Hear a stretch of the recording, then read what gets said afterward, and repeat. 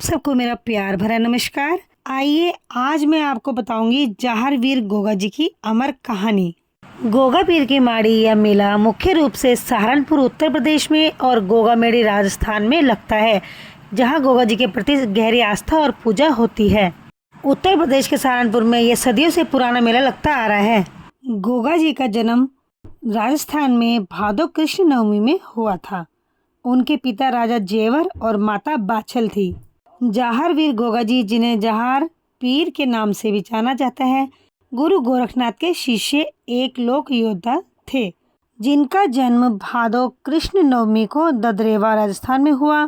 गोगा जी ने अर्जन और सर्जन से अपने साम्राज्य के लिए संघर्ष किया था, जिसके बाद वे गुरु गोरखनाथ की सहायता से नागों के रक्षक और लोगों के जाहर पीर मतलब साक्षात देवता बन गए।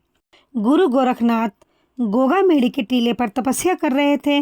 एक बार बाछल देवी उनकी शरण में गई तथा गुरु गोरखनाथ ने उन्हें पुत्र प्राप्ति का वरदान दिया और एक गूगल नामक फल प्रसाद के रूप में दिया। प्रसाद खाकर बाछल देवी गर्भवती हो गई और उसके उपरांत गोगा जी का जन्म हुआ। गूगल फल के नाम से इनका नाम गोगा जी पड़ा। यह त्यौहार सांप्रदायिक एकता का प्रतीक माना जाता है।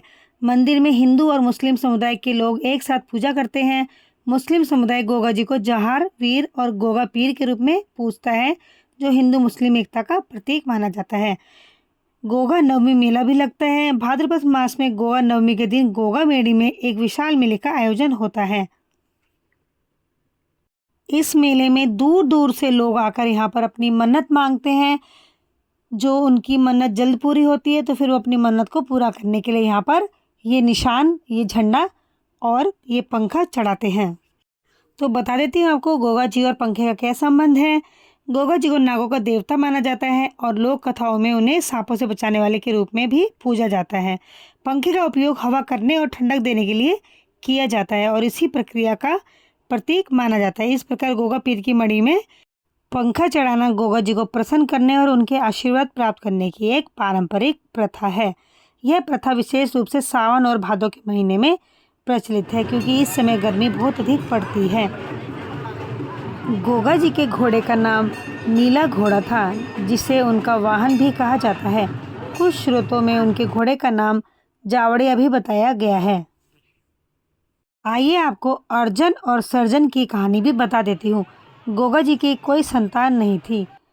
जो अर्जन और सर्जन नाम के पुत्रों का उल्लेख मिलता है, वह गोगा जी के मौसेरे भाई थे।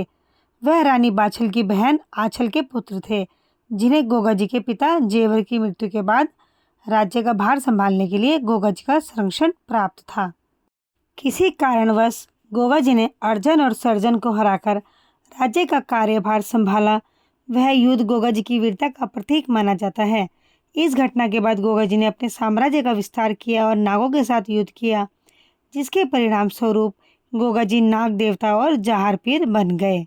गोगा जी को हिंदू और मुस्लिम दोनों धर्म के लोग पूजते थे और वह सांपों से होने वाले कष्टों से मुक्ति दिलाते थे। वह कृषि समुदाय में विशेष रूप से लोकप्रिय माने जाते हैं। इसीलिए यहाँ पर दूर दराज के गाँव से और शहर से भी लोग आकर अपनी मनोकामना को मांगते हैं। जिनकी मनोकामना पूर्ण हो गई है वो गोगा जी को अपना धन्यवाद देते हैं। और यह मेला अभी सहारनपुर में, उत्तर प्रदेश सहारनपुर में लगेगा। आज से वो शुरू हो गया है। 3 दिन महाड़ी में प्रसाद चढ़ता है, झंडा चढ़ता है, निशान चढ़ता है और उसके बाद आज महाड़ी का पहला दिन है और हम 12 बजे यहाँ पर आए हैं और उससे पहले यहाँ इतनी भीड़ है। देखिए, सब अपनी मनोकामनाएं पूर्ण करने और मनोकामनाएं मांगने आ रहे हैं। ये वो मंदिर है जहाँ मेला लगेगा।